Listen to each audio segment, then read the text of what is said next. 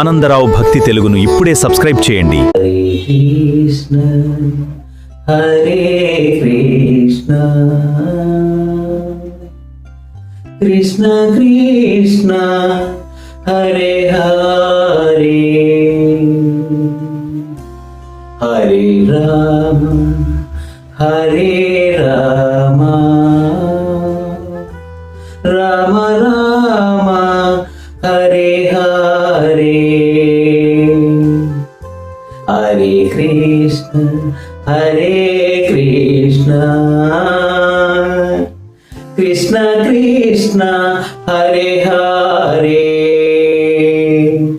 హరే రామ హరే రామ రామ రామ హరే హరే. 12వ శ్రీ జగన్నాథ రథయాత్ర సంబంధించిన పూర్తి వివరాలు తెలుసుకోవడానికి గూడూరు ఇస్కాన్ ప్రచార కేంద్రం ప్రతినిధి బలభద్ర గోపాల్ దాస్ గారితో మాట్లాడుతున్నారు. జగన్నాథ రథయాత్ర యొక్క ఆధ్యాత్మిక విశిష్టత ఏమిటి, భక్తులు ఎందుకు తప్పకుండా పాల్గొనాలి, రథయాత్ర ప్రాముఖ్యత తెలియజేయబడి ప్రభుజీ గారు. ఇది చాలా సంతోషం అండి. ఎందుకంటే అందరూ రథో మహోత్సవం అనగానే అందరూ మంచి మంచి బట్టలు వేసుకొని భగవంతుని దర్శించుకొని హారతులు తీసుకొని విగ్రహాలు తీసుకొని కోలాహలంగా ఎంతో ఉంది. తర్వాత వాళ్ళ ఇంటికి వెళ్ళిపోతాం. కానీ మీరు ఆధ్యాత్మిక విశిష్టత అడిగారు. ఇది కూడా అందరూ కూడా రథయాత్ర కూడా ఇదొక మహోత్సవమే, అన్ని రథోత్సవ మహోత్సవాలు ఇది కూడా అనుకుంటున్నాను. కానీ ఇది అంతకంటే ఎంతో ఇష్టమైంది, విభిన్నమైంది.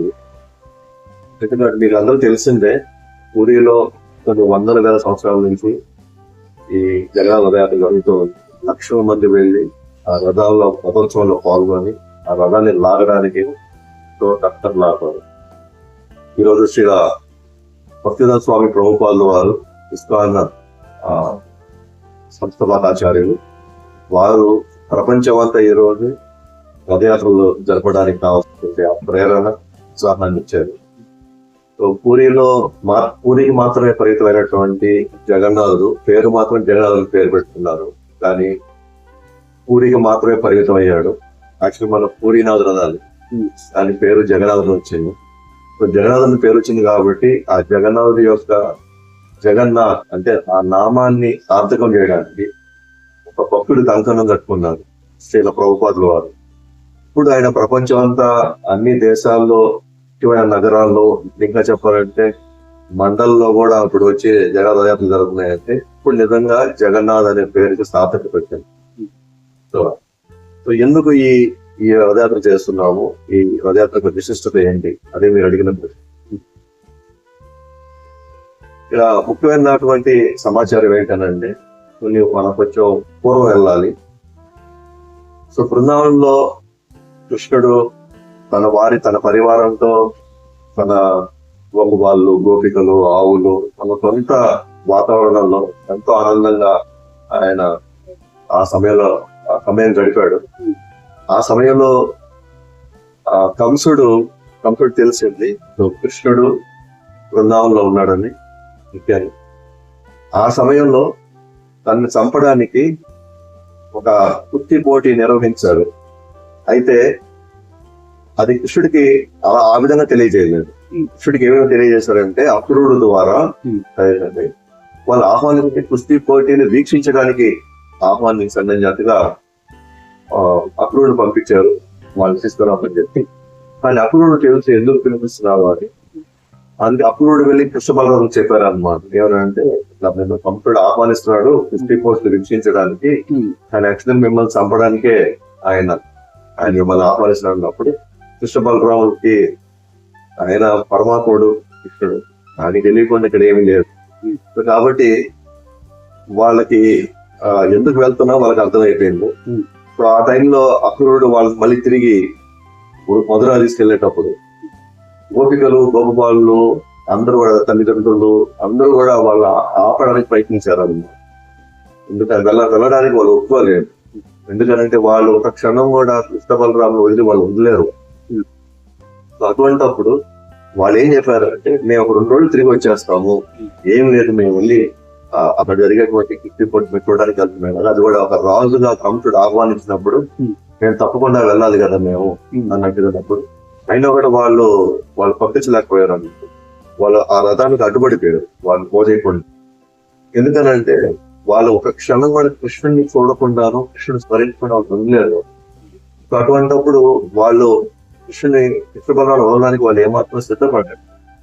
అయినా కూడా వాళ్ళకి నచ్చ చెప్పి మొత్తానికి సూర్యుడు వాళ్ళని తీసుకెళ్ళిన తర్వాత వాళ్ళకి అర్థమైపోయింది. వాళ్ళకేమో తెలుసు కదా, వాళ్ళు చెప్పడానికే అక్కడికి వెళ్ళి వాళ్ళు కంసుని చంపేశారు.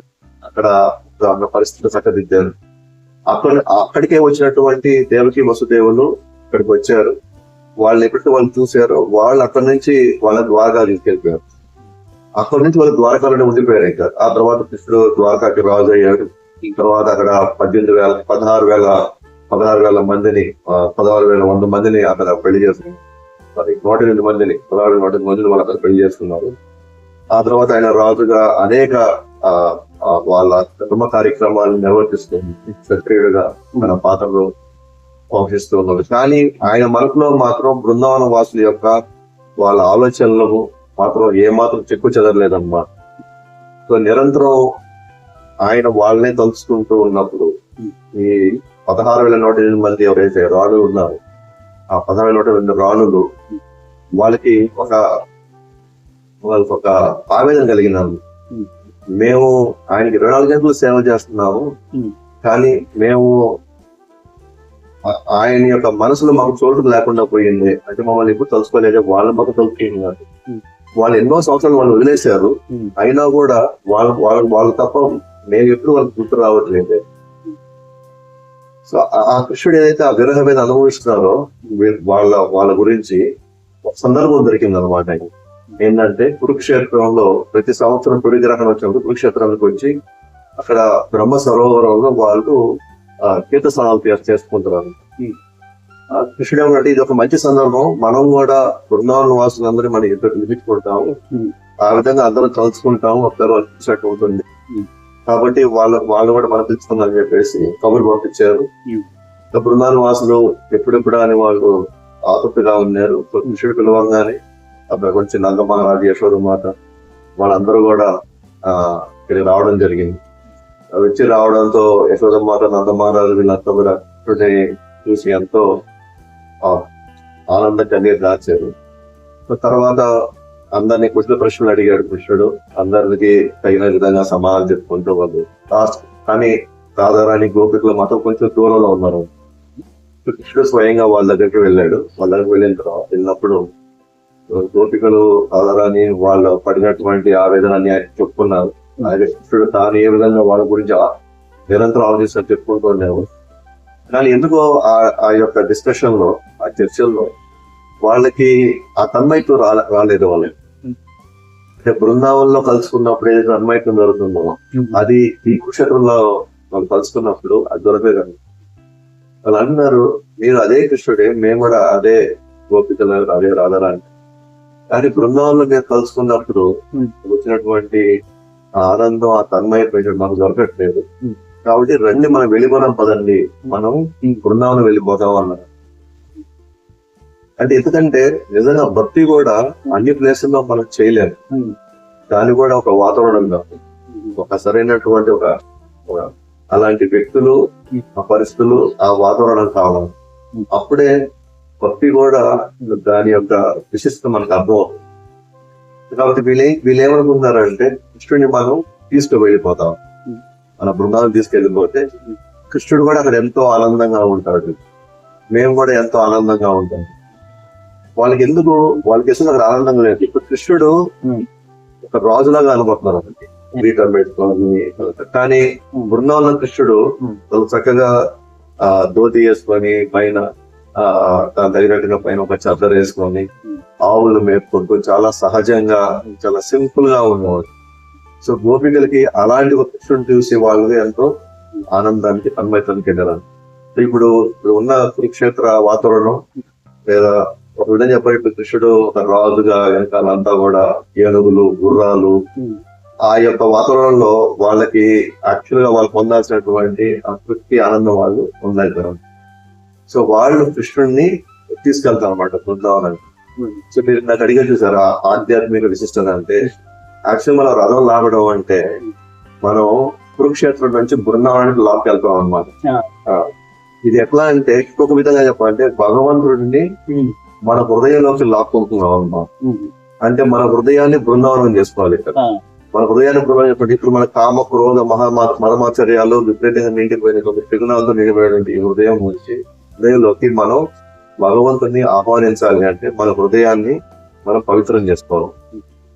సో మన హృదయాన్ని పవిత్రం చేసుకోవడం ఎలా పవిత్రం చేసుకోగలుగుతాం అని అంటే ఇదే రథయాత్రలోనే హరే కృష్ణ మంత్రంతో భగవంతుడి యొక్క ఈ భగవన్నామ కీర్తనతో అలాగే భగవత్ ప్రసాదంతో భగవంతుడి యొక్క దర్శనంతో రథాన్ని లాగడంతో మనము అలాగే భక్తుల సాంగత్యంలో మనం ఏదైతే ఈ రథోత్సవంలో మనం పాల్గొంటామో ఇది ఒక మంచి అవకాశం అన్నమాట మన హృదయాన్ని పవిత్రం చేసుకోవడానికి లేదా మన హృదయాన్ని బృందావనం చేసుకోవడానికి.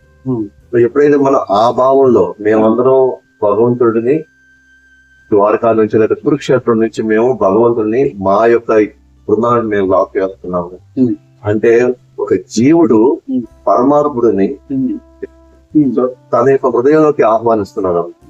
సో ఇది యాక్చువల్ గా మనం తెలుసుకోవాలి. ఇది రథయాత్ర దీని గురించి ఈ గూడూరు చుట్టుపక్కల 40-50 గ్రామాలకు మేము వెళ్ళి రోజు డోర్ టు డోర్ మేము వెళ్ళి ఎందుకు ఆహ్వానిస్తున్నాం అంటే ప్రతి జీవుడికి ఇది ఒక అవకాశం అన్నమాట. తను ఆనందంగా ఉండాలి అంటే భగవంతుడు తన హృదయంలోకి ఆహ్వానించుకోవాలి. సో ఇది ఒక మంచి అవకాశాన్ని మనం కల్పించుకుంటున్నాం అన్నమాట. సో ఈ రథ మహోత్సవంలో అందరికీ ఈ విశిష్టత తెలియదు, కానీ ఆ రథం లాగడం వల్ల నిజంగానే వాళ్ళ హృదయం పవిత్రమైనడానికి ఒక అవకాశం ఉంది. నేను ఇంకా భగవంతుడు తెలుసుకోవాలనుకుంటే నేను తర్వాత అనేక కార్యక్రమాలు మేము చేస్తున్నప్పుడు ఆ కార్యక్రమాలు వాళ్ళు పాల్గొంటూ ఉంటే వాళ్ళ కాలక్రమేణా ఈ విశేషాలను తెలుసుకుంటూ ఒక పవిత్రమైనటువంటి జీవితాన్ని వాళ్ళు పెంపొందించడానికి ఒక అవకాశం దొరుకుతుంది అన్నమాట. ఇది దీని యొక్క ఆధ్యాత్మిక విశిష్టత. ఈ సంవత్సరం రథయాత్రలో ఏమైనా ప్రత్యేక కార్యక్రమాలు విశేషాలు ప్రత్యేకత ఉన్నాయా? సో అదే ఖచ్చితంగా ఉన్నది. సో ప్రతి సంవత్సరం మనం పోరాటాలు భజన బృందాలు అట్లానే వివిధ రాష్ట్రాల నుంచి కొన్ని ప్రత్యేకమైన సాంస్కృతికమైనటువంటి నృత్యాలు లేకపోతే తర్వాత కొన్ని విశేషమైనటువంటి కొన్ని ఈవెంట్స్ ఆహ్వానిస్తూ ఉంటాం అన్నమాట. ఈసారి రష్యా నుంచి హరే కృష్ణ భక్తులు రష్యాలో వాళ్ళు ఎంతో చక్కగా హరినామ సంకీర్తనలు మంచి పెద్ద ఎత్తున వాళ్ళు అక్కడ ప్రచారం చేసేవాళ్ళు ఈసారి మన గూడూరుకు వచ్చి ఒక 6 మంది ఒక ప్రత్యేకమైన వాళ్ళ సొంత వాళ్ళు తెచ్చినటువంటి ఇన్స్ట్రుమెంట్స్ తో వాళ్ళు చాలా చక్కగా మనల్ని అలరించబోతున్నారు. అదే కాకుండా ఈసారి రేపు 11-12 తేదీల్లో ముఖ్యంగా కాలేజ్ యువతకి వాళ్ళకి మనం ఎస్ఏ రైటింగ్ ఎలక్యూషన్ కాంపిటీషన్ పెడుతున్నాం. ఎందుకని అంటే తద్వారా వాళ్ళ ఆధ్యాత్మిక చింతనని వాళ్ళలో మేల్కొల్పడానికి ఇది ఒక అవకాశం తీసుకుంటున్నాం. అట్లాగే పిల్లలకి డ్రాయింగ్ పెయింటింగ్ తర్వాత వాళ్ళకి డాన్స్ కాంపిటీషన్స్ తర్వాత వాళ్ళకి శ్లోక కాంపిటీషన్స్ ఈ విధంగా పెట్టి వాళ్ళలో కూడా ఆధ్యాత్మిక చైతన్యాన్ని నింపడానికి ఈసారి ప్రత్యేకమైన వాళ్ళకి కొన్ని పోటీలు పెట్టి తద్వారా వాళ్ళకి కొంత వాళ్ళకి మంచి బహుమతులు ఇచ్చి తర్వాత కూడా వాళ్ళకి ఆధ్యాత్మికమైనటువంటి శిక్షణ ఇవ్వడానికి మేము ఈసారి మొగ్గు చూపుతున్నాం అన్నమాట. ఈసారి ప్రత్యేకంగా వాళ్ళ గురించి ఎక్కువ మేము వాళ్ళ మీద పెట్టడానికి మేము ఈసారి ప్రయత్నించాము. అరే రథయాత్ర ఎక్కడ ప్రారంభమవుతుంది, ఏ ప్రాంతాల గుండా ప్రయాణిస్తుంది, మార్గము సమయాలు తెలియజేయచ్చు ప్రభు గారు. హరే కృష్ణ. మన జూలై 18వ తేదీ శనివారం మధ్యాహ్నం 2:30 గంటలకి మనం నారాయణమ్మ గుడి సొసైటీ గూడూరు నారాయణమ్మ గుడి సొసైటీలో ఉన్నటువంటి నారాయణ గుడిలో 2:30 గంటలకు ప్రారంభం అవుతుంది. ఆ తర్వాత అది ఐసిఎస్ రోడ్డు, తర్వాత మన గడియారం సెంటర్, తర్వాత తుమ్మర వీధి, రాజా వీధి, గమ్మళ్ళపాలెం, మాయా బజార్, చిలకో శాసన స్కూల్, గాంధీ బొమ్మ, అటు సంగం థియేటర్, అటు సిఆర్రెడ్డి కళ్యాణ మండపం. సిఆర్రెడ్డి కళ్యాణ మండపం చేసేసరికి 7:30 అవ్వచ్చు. అక్కడ అందరికి కూడా భోజన వసతులన్నీ కూడా ఏర్పాటు చేయబడ్డాయి. సో ఈ విధంగా ఈ మార్గాల ద్వారా రథయాత్ర వెళ్తుంది. రథయాత్రకు వచ్చే భక్తులు ఏ విషయాలను గుర్తించుకోవాలి? భక్తులు ఎప్పటికీ మీ యొక్క సూచనలు, సలహాలు ఇవ్వండి. హరే కృష్ణ. సో భక్తులు ముఖ్యంగా గుర్తుపెట్టుకోవాల్సింది ఏంటంటే ఖచ్చితంగా రథాన్ని లాగడం మాత్రం ఎట్టి పరిస్థితుల్లో మాత్రం మిస్ చేయదు. ఇక్కడ చాలా మంది కొన్ని మొక్కులు పెట్టుకొని వస్తుంటారు. కొంతమంది రకరకాల వాళ్ళకున్న సమస్యలు, కోరికలతో కొంతమంది పెట్టుకుంటారు. అంటే మాకు ఈ కోరిక జరిగినట్టే నెక్స్ట్ టైం మేము రథం మొత్తం నేను లాగట స్టార్టింగ్ నుంచి ఏమి లాగ. సో వాస్తవానికి రథం లాగడం అంటే ఏంటి అంటే భగవంతుడిని మన హృదయంలోకి ఆహ్వానించాలి. భగవంతుడిని బృందావనం, తనకి ఇష్టమైనటువంటి బృందాన్ని ఆహ్వానించాలి. తనకి ఇష్టమైన బృందాన్ని ఆహ్వానించడం అంటే ఆయన మనం సంతోషపడ్డాం. ఎప్పుడైతే భగవంతుడు సంతోషపడతాడో మనం కూడా ఆటోమేటిక్ సంతోషం. ఎందుకంటే అందుకే ఆయన పేరు గోవింద అని చెప్పండి. ఆయన ఇంద్రియాలు మనం తృప్తిపరచగలిగితే మన ఇంద్రియాలు కూడా ఈజీగా తృప్తి పడతాయి. సో పరమాత్మలో ఏవైతే గుణాలు ఉన్నాయో ఆత్మలో కూడా అదే గుణాలు ఉంటాయి. సో కృష్ణుడు పరమాత్మ కాబట్టి ఆయన సంతోషపెట్టే ఏ కార్యక్రమం అయినా సరే మనల్ని కూడా సంతోషపడుతుంది. కాబట్టి ఎట్టి పరిస్థితుల్లో ఫస్ట్ మాత్రం రథాన్ని లాగడం మాత్రం ప్రతి ఒక్కరు కూడా వాళ్ళు చేయాలి. తర్వాత కంపల్సరీగా మనం దర్శనం చేసుకోవాలి. దర్శనం అంటే భగవంతుడు మనల్ని దర్శించుకుంటాం. అంటే ఆయన యొక్క దృష్టి మన మీద పడింది అనుకోండి. అప్పుడు మనలో ఉన్నటువంటి వికారాలు, మనలో ఉన్నటువంటి చెడు గుణాలు, లేకపోతే మనకి చెడు కాలం లేదా చెడు కర్మలు, ఇవన్నీ కూడా తొలగిపోవడానికి అవకాశం ఉంది అన్నమాట. సో భగవంతుడిని దర్శించుకోవడం అనేది చాలా చాలా అలాగే ఎక్కడ సమయ సందర్భం సరే భక్తులతో మాట్లాడడానికి మన ప్రయత్నించాలి. అంటే అసలు వాళ్ళు దీంట్లోకి ఎలా వచ్చారు, ఎందుకు వచ్చారు, జగనాల గురించి కొంచెం విశేషాలు తెలుసుకోవడానికి మనం భక్తులతో కలుపుకోవడానికి మనం ప్రయత్నించాలి. ఎందుకంటే జగన్నాథుడు యొక్క దృష్టి ఎవరి మీద ఉంటుందంటే భక్తుల మీద ఉంటుంది. మనం ఆ భక్తుల పక్కన మనం ఉన్నాం అనుకోండి, అప్పుడు భగవంతుడి దృష్టి మన మీద కూడా పడుతున్నాం. సో తప్పకుండా ఆ రథయాత్ర మన ప్రసాదాలు కూడా పంచుతూ ఉంటాం. ఆ ప్రసాదం కూడా తప్పకుండా మీరు స్వీకరించండి. ఎందుకంటే అది మన భగవంతుడికి నైవేద్యం పెట్టి విశేషంగా మనం భగవానుడికి తయారు చేయించి భగవంతుడికి అది అర్పించి అందరికి పంచుతున్నాం అన్నమాట. మీన్స్ రోడ్డు పొడవున 7,000 మందికి 2 నెలల ప్రసాదం పంచుతున్నాం. ముఖ్యంగా పొంగలి, తర్వాత కళ్ళ పొంగలి చేస్తున్నాం. సో తప్పకుండా అనుభవం తీసుకోవాలి. ప్రసాదం అంటే భగవాన్ అనుగ్రహం అని అర్థం. సో ఈ విధంగా అలాగే పుస్తక వితరణ జరుగుతూ ఉంటాయి. మళ్ళీ మన ఇంటికి తర్వాత మనం ఏం తీసుకెళ్ళాం ఇంటికాడికి అని ఏదో పెట్టుకుందాలి మనం. అదేదో మనం పుస్తకం తీసుకెళ్ళాము అనుకోండి, ముఖ్యంగా జగన్నాథుడి గురించి తెలుసుకోవడానికి విశేషాలు, జగన్నాథుడి యొక్క లీలలు తెలుసుకుంటే మనం వాడికి వెళ్ళాం కదా, ఇది మనం తీసుకున్నాం, ఇది కొన్నాము కాబట్టి మనకు ఒక జ్ఞాపకంగా ఉండిపోతుంది. సో జ్ఞాపకం ఉంటుంది. 2 విశేషాలు తెలుసుకోవడం వల్ల మనం ఇంకా కూడా చక్కగా మనం భక్తులు ఎదగడానికి మనకు ఒక మంచి అవకాశం. ప్రభు గారు, హరే కృష్ణ మహామంత్రం జపం సంకీర్తన చేయడం వల్ల ఎలాంటి లాభాలు? ప్రతి యుగంలో భగవంతుడు ఒక ధర్మాన్ని సూచించున్నాడు. ఏంటి ఆ ధర్మం? ధర్మం అంటే ఏంటంటే భగవంతుని పెట్టేటువంటి ఒక కార్యం. సో సత్యయుగంలో ధ్యానానికి భగవంతుడు పెద్దపీట వేశాడు. అంటే ఎవరైనా సరే ధ్యానం చేసే సత్యయుగంలో వాళ్ళు మోక్షాన్ని పొందవచ్చు లేదా భగవంతుడి యొక్క ధామాన్ని చేరుకోవచ్చు. అంతిమంగా తాను జన్మ మృత్యు జరావ్యాధి నుంచి బయటపడిపోవచ్చు. అలాగే త్రేతాయుగంలో భగవంతుడు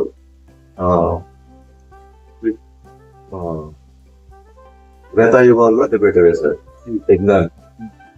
ద్వాపర యుగంలో విగ్రహారాధనకి పెద్దపీట వేశారు. కలియుగాల్లో హరినామానికి ఇచ్చారు. సో ఒక్కొక్క యుగంలో ఒక్కొక్క ధర్మం ఉందన్నమాట. ఎందుకంటే ఒక్కొక్క యుగంలో మనుషుల యొక్క స్వభావాన్ని బట్టి వాళ్ళకున్నటువంటి ఆయుష్, వాళ్ళకున్నటువంటి గుణాలు, వాళ్ళకున్నటువంటి స్వభావం, వాటిని బట్టి భగవంతుడు వాళ్ళు చేయదగిన విధంగా చేస్తూ వాళ్ళు ఈ యొక్క కర్మబంధం నుంచి బయటపడడానికి ఒక యుగంలో ఒక్కొక్క ధర్మాన్ని సూచించాడు. వాటి కలియుగానికి సూచించింది మాత్రం హరినామ సంకేతం, అంటే భగవన్నామ సంకేతం. ఎందుకంటే ఇప్పుడున్న పరిస్థితుల్లో ధ్యానాలు చేసే అంత ఆయుష్ లేదు, యజ్ఞాలు నిర్వహించే అంత డబ్బులు, అంత పవిత్రమైన బ్రాహ్మణులు లేరు, 3 విగ్రహార్థం చేసే అంత ఓపిక లేదు మన దగ్గర. కాబట్టి ఇప్పుడున్న పరిస్థితుల్లో మనం చక్కగా ఎక్కడ ఎవరు ఏ పరిస్థితిలో ఉన్నా సరే వాళ్ళు హరినామం చేసుకోవచ్చు. అంటే ధ్యానాల్లో కొన్ని వేల సంవత్సరాలు పడుతుందన్నమాట భగవంతుని దర్శించుకోవడానికి. కానీ అదే కలియుగంలో కొన్ని నిమిషాలు తీవ్రంగా మనం కానీ భగవన్నామం చేయగలిగితే, నమ్మకంతో చేయగలిగితే అదే దర్శనం మనకు దొరుకుతుంది అన్నమాట. అంటే కలియుగంలో ఒక విధంగా సత్యుగంలో ఉన్నంత గొప్ప పరిస్థితులు అప్పుడుటువంటి ఆధ్యాత్మిక పరిస్థితులు ఇప్పుడు కలియుగంలో ఉండవు. ఇక్కడ ఎక్కువగా కూడా కలి పురుషుడు సంతరించేటువంటి ఈ సమయంలో ఎక్కువ ఘర్షణలు, ఆందోళనలు, మనసు నిలకడలేకపోవడం, ఎక్కువ ఏదో ఒక విధంగా చింతనలో ఉన్నట్టు ఈ సమయంలో ఎవరి వల్ల ధ్యానం చేయగలుగుతుంది? ఎవరు నిజంగా అప్పుడు పోయి యజ్ఞాలు యాగాలు చేసిన డబ్బులు లేదా అంత పవిత్రమైనటువంటి బ్రాహ్మణులు ఎవరు ఉన్నారు? స్నానం చేసే అంత ఓపిక మన దగ్గర ఇప్పుడు ఎక్కడ ఉంది?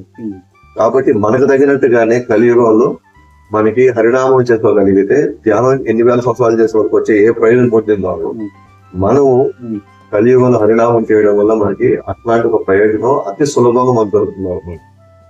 దాంట్లో హరినామంలో హరే కృష్ణ మంత్రం చేస్తే ఇంకా విశిష్టం. ఈ కలియుగంలో ఎస్పెషల్ గా చైతన్య మహాప్రభు ఎవరైతే కృష్ణుడి యొక్క అవతారం, కలియుగ అవతారం అంటాము, ఇది మనకి వివిధ పురాణాలు చైతన్య మహాప్రభు గురించి చాలా క్లియర్ గా ఆయన గురించి వివరించిందన్నమాట. ఆయన కలియుగంలో అవతరించి హరినామాన్ని ముఖ్యంగా ఆయన విస్తరిస్తాడు అని చెప్పేసి మన పురాణంలో స్కంద పురాణం, తర్వాత పద్మ పురాణం, భాగవతంలో ఆయన గురించి క్షుణ్ణంగా రాసింది అనమాట. ఆ చైతన్య మహాప్రభు ఏం చేశారంటే, ఇప్పుడు మనకి ఎన్నో హరినామాలు ఉన్నాయి, లైక్ ఓం నమో నారాయణ, ఓం నమో భగవతే వాసుదేవాయ, తర్వాత శ్రీకృష్ణ శరణమ్మ, ఇట్లా ఇవి కూడా హరినామాలు. కానీ ఈ కలియుగంలో మాత్రం హరే కృష్ణ మంత్రం మనకి సూచించబడింది. ఎందుకనంటే మిగతా మంత్రాలు చేయాలంటే మన కొన్ని నియమాలు ఖచ్చితంగా పాటించిన వాళ్ళు మాత్రమే అది చేయాలి. కాబట్టి అన్ని నియమాలు పాటించేంత స్థితిలో ఇప్పుడున్న పరిస్థితిలో కలియుగంలో చాలా తక్కువ మందికి అవకాశం అవుతుంది అన్నమాట. కానీ చైతన్య మహాప్రభు వచ్చినటువంటి ఈ హరే కృష్ణ మంత్రం ఏంటంటే, మనకి ఏ నియమాలు ప్రస్తుతానికి పాటించలేకపోయినా సరే మనం హరినామాన్ని స్టార్ట్ చేసేవాడు, ముఖ్యంగా హరే కృష్ణ మంత్రం. ఇది కలిసంతర ఉపనిషత్తులో కూడా దీని గురించి ప్రత్యేకంగా చెప్పడం ఏంటంటే, హరే కృష్ణ కృష్ణ కృష్ణ హరే హరే, హరే రామ రామ రామ హరే హరే, ఇది షోడశం నామ్నా కలి కల్మషం నాశనం, నాతరో పరతరోపాయ సర్వవేదేషు దృశ్యతి. సో ఇది షోడకం నామ్నా, ఇది షోడకం అంటే ఈ 16 నామాలు కలిగినటువంటి ఈ నామం కలి కల్మషం, కలిలో ఉన్న అన్ని కల్మషాలని నాశనం చేస్తుంది. నాతరో పరతరోపాయ, ఇంకా వేరే ఉపాయం ఏం కూడా ఇప్పుడు లేదు. సర్వ వేదేషు దృశ్యతి, అన్ని వేదాల యొక్క సారం కూడా ఇదే. సో మనకి ఈ 16 నామాలు కలిగినటువంటి ఈ హరే కృష్ణ మంత్రం ఈ కలిలో ఉన్న కల్మషాలు అంటే నా హృదయంలో ఉన్నటువంటి అన్ని కల్మషాలు ఉండే శక్తి, ఆ సామర్థ్యం ఈ హరే కృష్ణ మంత్రానికి ఉంటుంది. సో కాబట్టి మనం విశేషంగా ఈ హరినామాన్ని మనం తీసుకోగలిగితే, గా రోజుకు 120 సార్లు మనం చెప్పుకోగలిగితే మీరు ఒక 15 రోజుల్లో దాని యొక్క ప్రయోజనం మీరు ఖచ్చితంగా మీరు అనుభవించగలుగుతారు. ఇది ఎవరో చెప్పాల్సిన అవసరం లేదు, అది మీకై మీరే అనుభవిస్తారు. సో మేము 2005లో ఈ హరే కృష్ణ ఉద్యమంలో ముందు ప్రారంభం, మేము దాంట్లో పరిచయం అయ్యాము. ఇప్పుడు 2026 నుంచి 20 సంవత్సరాలు. సో దీంట్లో ఉంటూ చూస్తూ నిజంగా హరినామం యొక్క విశిష్టతని, ప్రయోజనాన్ని మేము పొందగలిగాం. సో డెఫినెట్ గా ఇది చాలా ప్రాక్టికల్ అయింది. తప్పకుండా మీరు అందరూ కూడా ప్రయత్నించవచ్చు హరినామాన్ని. అది కూడా రోజు ఒక పాలన రోజు జపం చేయగలిగితే దాని లాభాన్ని మీరే పొందాలి. పిల్లలు కుటుంబ సభ్యులతో కలిసి రావడం వల్ల కలిగే ఆధ్యాత్మిక ప్రయోజనాలు ఏమిటి తెలియజేయాలి. హరే ఎస్పెషల్ గా ఆధ్యాత్మిక కార్యక్రమం, భక్తి కార్యక్రమం అంటే ఇది కుటుంబ సమేతంగా చేయాల్సి ఉంటుంది. జనరల్ గా మనం చూసినప్పుడు ఒకప్పుడు అందరూ కుటుంబంలో అందరూ ప్రతిరోజు వెళ్ళి హరికథ వినేవాళ్ళు. సాయంత్రం పూట అన్ని పనులన్నీ చేసుకున్న తర్వాత సరిగా తినేసి తర్వాత వచ్చి హరికథలో కూర్చునేవాళ్ళు. అంటే కుటుంబాల్లో కూర్చునేవాళ్ళు. ఆ హరికథ వినేటప్పుడు, రామాయణం నుంచి మహాభారతం వినేటప్పుడు ప్రతి ఒక్కరికి వాళ్ళ క్యారెక్టర్ అర్థమైపోతుంది వాళ్ళకి. అంటే ఉదాహరణకు మహాభారతం ఎప్పుడు యుధిష్ఠిరుడు ఒక అద్దన్న, తర్వాత భీముడు ఒక అన్నగా ఎట్లా ఉండాలి, తమ్ముళ్ళు ఎలా చూసుకోవాలి, తమ్ముళ్ళు అన్నని ఎలా గౌరవించాలి, అలాగే రామాయణం అంటే ఒక తండ్రి మాటని ఎలా మనం గౌరవించాలి, తల్లుల్ని మనం ఎలా చూడాలి, అట్లాగే మన తమ్ముళ్ళని ఏ విధంగా మనం అంటే ప్రతి ఒక్కరూ వాళ్ళు ఎటువంటి బాధ్యతని వాళ్ళు చెయ్యాలి అనేది, తర్వాత వాళ్ళు ఎటువంటి సంబంధాలు పెట్టుకోవాలి, ఆ సంబంధాల్లో వాళ్ళు ఎంత జాగ్రత్తగా వాళ్ళు వ్యవహరించాలి, ఇవన్నీ కూడా మనకి ఈ హరికథ ద్వారా మనకు మొత్తం తెలిసిపోయేది. సో ప్రతి ఇంట్లో వాళ్ళకి అర్థమైపోయింది ఇప్పుడు నేనేం చేయాలి అని. ఎవరు బాధ్యతలు నిర్వర్తించి ప్రతి ఒక్కరు ఆ సంబంధాలని కలుపుకుంటున్నప్పుడు ఆ ఆనందాన్ని ఏదైతే వాళ్ళు చూస్తున్నారో అది తప్పకుండా వాళ్ళు అది పాటించడం దొరుకుతుంది వాళ్ళకి. అదే విధంగా ఇప్పుడు రథయాత్రకు వచ్చినప్పుడు మన అందరూ కుటుంబ సమేతంగా పిల్లలతో పాటు మనం వెళ్ళినప్పుడు మనం చెప్పకుండానే పిల్లలకి వివిధ వాళ్ళు చూసేటువంటి వాతావరణంలో ఆ సంప్రదాయాలు, ఆ కళాచారాలు అన్ని వాళ్ళు చూసినప్పుడు డెఫినెట్ గా వాళ్ళు ఒక ప్రశ్న వేసే అవకాశం మనకు ఉంటుంది. అప్పుడు వీళ్ళు ఎందుకు ఇలా చేస్తున్నారు, ఇక్కడ ఈ పాత్ర యొక్క విశిష్టత ఏంటి, మనం ఎందుకు ఇలా చేయకూడదు, మనం ఎందుకు ఇలా చెయ్యాలి అని ఈ విధంగా వాళ్ళకి కొన్ని ప్రశ్నలు వచ్చినప్పుడు వాటికి కావాల్సిన సమాధానాలు దొరికాయి అనుకోండి, తప్పకుండా వాళ్ళు ఈ యొక్క సాంప్రదాయక విలువలు తెలుసుకుంటారు. ఈ సాంప్రదాయక విలువలు తెలుసుకున్నప్పుడు అప్పుడు మనకి ఇవ్వాల్సిన గౌరవం, మనం చూసుకునే బాధ్యత, సో మనల్ని చివరి వరకు వాళ్ళని ఎప్పుడు మనం రక్షించుకుంటూ మళ్ళీ మనం సెపరేట్ గా తెలియజేయాల్సిన అవసరం లేదు. అంటే తల్లిదండ్రులు మీరు మమ్మల్ని చూసుకోవాలి, అది మీ బాధ్యత, ఎందుకంటే మేము మిమ్మల్ని పెంచాం కాబట్టి, మీకు ఇంత డబ్బులు పెట్టాం కాబట్టి మీరు మమ్మల్ని చూసుకోవాలి అని ఇంత డిస్కషన్ మనకు జరగకూడదు యాక్చువల్గా. ఎందుకంటే మనం వాళ్ళు గుర్తు చేయకూడదు, యాక్చువల్గా వాళ్ళకి అనిపించాలి వాళ్ళు మనం చేశారు కాబట్టి వాళ్ళు మనం చూసుకోవాలి అని వాళ్ళకి అనిపించాలి. సో ఎప్పుడైతే మన కుటుంబ సమేతంగా పిల్లలు అందరం వెళ్తామో ఆటోమేటిక్ గా ఇవన్నీ ఈ ఉపదేశాల రూపంలో, నాటికల రూపంలో పరిణామ సంఖ్య జరిగేటప్పుడు ఇవన్నీ వాళ్ళు చూసి వాళ్ళల్లో కూడా తెలియకుండా వాటికి ఆకర్షణలు అవుతారు. అది ఆకర్షణలు అయినప్పుడు ఖచ్చితంగా వాళ్ళు మన సాంప్రదాయాల్ని, మన కళాచారాన్ని వాళ్ళు కూడా పాటించాలి, వాళ్ళు కూడా పెంపొందించుకోవాలనే ఒక ఆసక్తి వాళ్ళు కలిగే అవకాశం ఉన్నారు. సో ఇప్పుడు మనం చూస్తే కనుక ఇప్పుడు ఎక్కువ సినిమాలు, వెబ్ సిరీస్లు, సీరియల్స్ కి ఎక్కువ మనకున్న పరిస్థితుల్లో దానికి ఎక్కువ వాళ్ళు ఆకర్షణలు అవుతున్నారు. ఎందుకంటే అవే వాళ్ళు కనబడుతున్నాయి కాబట్టి వాటికి ఆకర్షణలు అయిపోతుంది. వాళ్ళకి ఆకర్షణలు అయినప్పుడు మనకు తెలుసు ఇప్పుడు ఎలా ఉంది మన పరిస్థితి. సో పిల్లలకి మనం ఏం చెప్పే పరిస్థితులు లేవు, వాళ్ళకి మనం ఏది వాళ్ళని మనం కంట్రోల్ చేసే పరిస్థితి మనం లేవు. ఎందుకంటే మన చుట్టూ ఉన్న వాతావరణంలో వాళ్ళకి ఎక్కడ కూడా సాంప్రదాయాలు, కళాచారాలు, కొన్ని మంచి విశేషాలు చెప్పేటువంటి వాతావరణం లేవు. కాబట్టి తప్పకుండా మనందరం ఈ రోజు అనేక ఇబ్బందులు మనం పడుతూ ఉన్నాం. కానీ ఈ రథయాత్రలో మనం వీళ్ళందరినీ కూడా తీసుకెళ్లితే వాళ్ళకి ఆధ్యాత్మికమైనటువంటి చింతన కలిగేటువంటి ఒక అవకాశం ఉండాలి. హరే కృష్ణ. ప్రభుజీ గారు, ఈ మహోత్సవానికి భక్తులు ఎలా సహకరించవచ్చు, విరాళాలు ఎలా అందించవచ్చు? హరే కృష్ణ ప్రభు. సో మనం భగవంతుడికి ఏది కూడా బలవంతంగా చేయాల్సిన అవసరం లేదు. ఏ రూపంలో మనం చేసినా కూడా భగవంతుడు స్వీకరిస్తాడు. ఎందుకంటే 9:26 శ్లోకంలో పత్రం పుష్పం ఫలం తోయం యోమి ప్రత్యాపయచ్చతి శ్రీ అంటున్నాడు, నువ్వు ఒక పుష్పం ఇచ్చినా, నువ్వు ఒక తులసి పత్రం ఇచ్చినా, నువ్వు నీళ్ళు ఇచ్చినా, ఒక ఫలం ఇచ్చినా సరే, కానీ నువ్వు భక్తితో చేసే పని అయితే, భక్తితో ఇచ్చే పని అయితే నేను ఖచ్చితంగా స్వీకరిస్తాను అంటున్నాను. సో తప్పకుండా కొంతమంది వాళ్ళ వస్తువుల రూపంలో వాళ్ళు ఏది ఇవ్వగలిగితే ఇవ్వచ్చు, లేదా వాళ్ళు డబ్బుల రూపంలో ఇవ్వాలనుకుంటే ఇవ్వచ్చు, లేదంటే మేము కొంత సమయం ఇస్తాము సేవకి అంటే వాళ్ళు ఆ విధంగా ఇవ్వచ్చు, లేదా మేము ఐడియాస్ కొన్ని ఇస్తాము మరి వాళ్ళు కొంత ఇవ్వచ్చు, లేదా మేము ఒక నృత్యం రూపంలో నాటికల రూపంలో మేము వచ్చి ఒక ఈవెంట్ చేస్తాం, మేము అందరం వచ్చి ఆ రూపంలో వచ్చి కూడా చేయొచ్చు. సో ఏ విధంగా చేసినా సరే ఏదైతే మనం కృష్ణుడి కోసం చేస్తామో మనం కర్మబంధాల నుంచి మనం బయటకు రాగలుగుతాం. సో కృష్ణుడు 9:27-28 శ్లోకాలు కృష్ణుడు అంటాడు, మీరు ఏ దానం చేసినా, ఏ ధ్యానం చేసినా, ఏ తపస్సు చేసినా, ఏం చేసినా సరే మీరు నాకు అర్పణంగా కానీ చేయగలిగితే మీరు శుభ అశుభ ఫలాల నుంచి మీరు ఖచ్చితంగా మీరు బయటపడగలుగుతారు.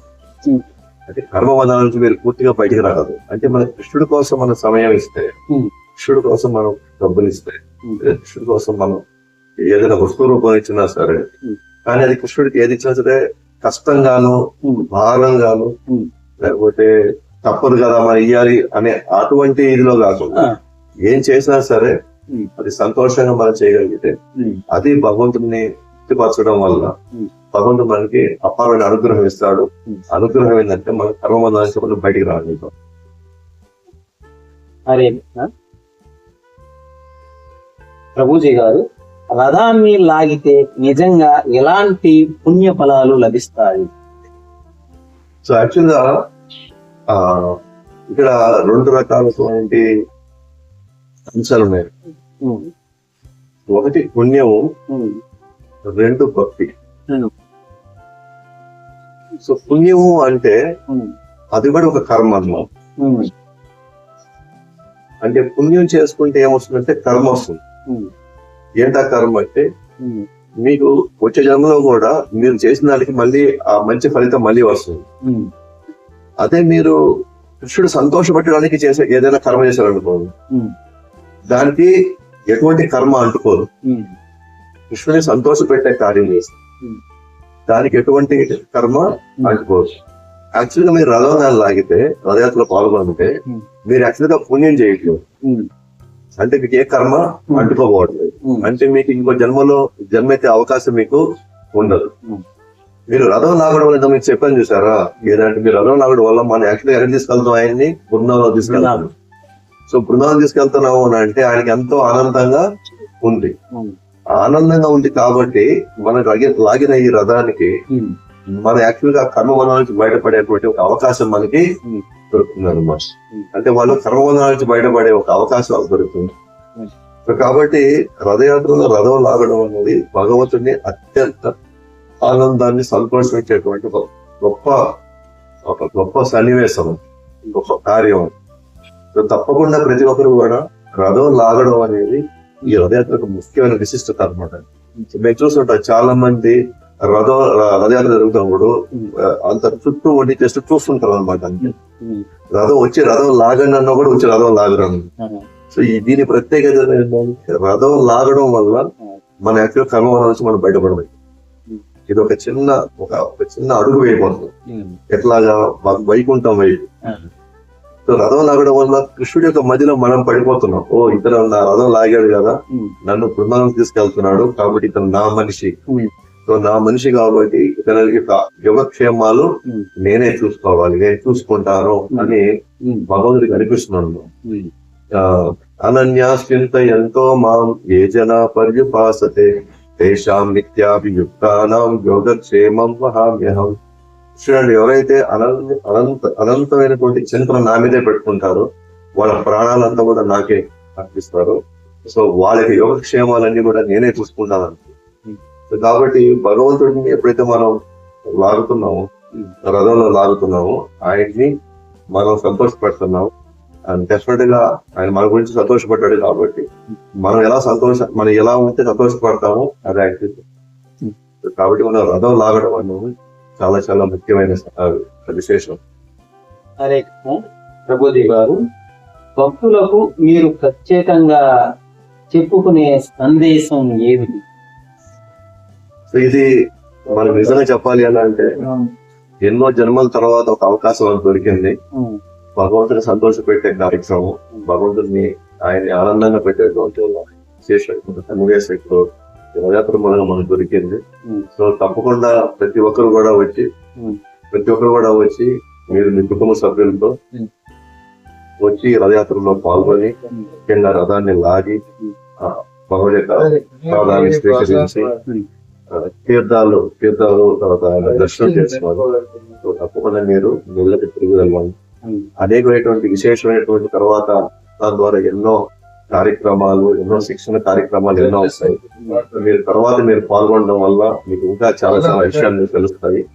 సో కాబట్టి ముందైతే మీరు తప్పకుండా ఇక్కడికి వచ్చి, ఊరికి మనం పోలేము, 100 కిలోమీటర్లు దాటి అక్కడికి వెళ్ళి కుటుంబ సభ్యులతో వెళ్ళి ఆ లక్షల మందిలో మనం జగడాలను చూసే అవకాశం కూడా మనకు దొరకదు.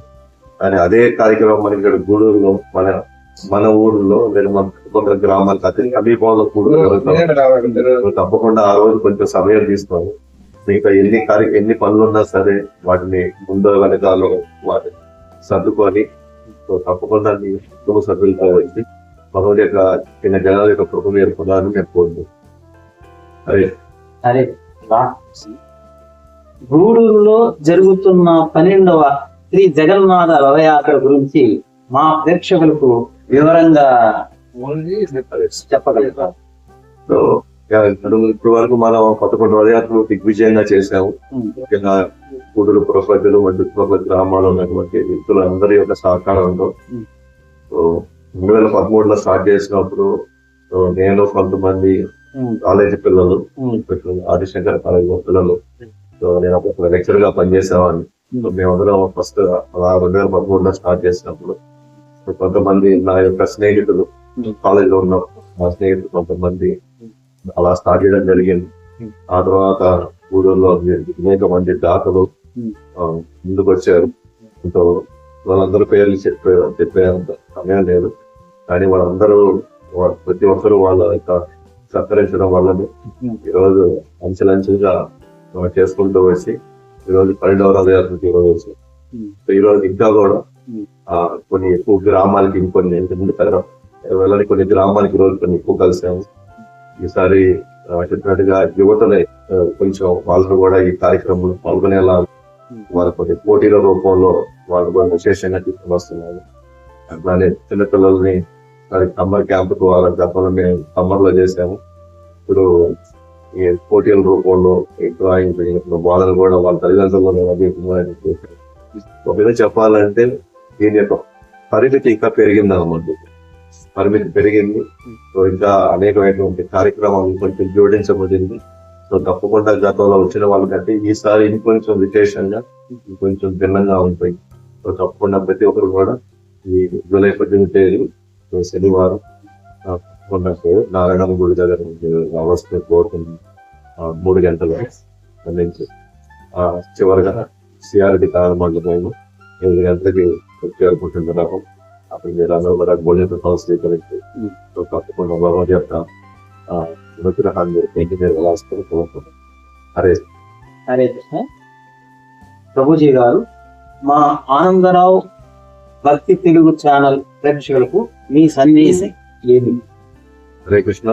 మాకు తెలిసినంత వరకు ఆనందరావు నాడు మాకు ఎంతో కాలంగా మాకు పరిచయం.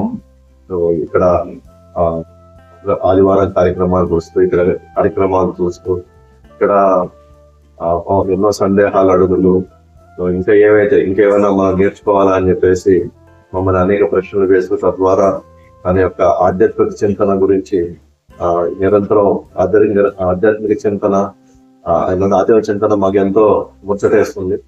సో ఆ విధంగా తను ఆధ్యాత్మికంగా ఉంటూనే కాకుండా తన ఛానల్ ద్వారా ఎక్కువ మందికి తను ఇలాంటి ఒక మంచి కార్యక్రమాల్ని వాళ్ళందరికీ కూడా అందిస్తూ వాళ్ళందరినీ కూడా ఈ భగవద్ యొక్క చింతనకి వాళ్ళు పాత్ర అయ్యేలాగా చేస్తున్నారు. చెప్పుకున్న ధన్యవాదాలు. ఇదే విధంగా మీరు కార్యక్రమాలు చేసుకుంటే ఎక్కువ మందికి భగవత్ సంబంధించిన విశేషాలను తెలియజేస్తూ మీరు ఇంకా కూడా మీ యొక్క స్మరణ సేవలు నిరంతరం ఉండాలని కోరుతూ గూడూరు ఇస్కాన్ ప్రచార కేంద్రం బలభద్ర గోపాల్ దాస్ గారు, వారికి ధన్యవాదాలు. జూలై 18న జరిగే ఈ మహా జగన్నాథ రథయాత్ర కుటుంబ సమేతంగా పాల్గొని స్వామివారి దివ్య కృపకు పొందండి. హరే హరే కృష్ణ. హరే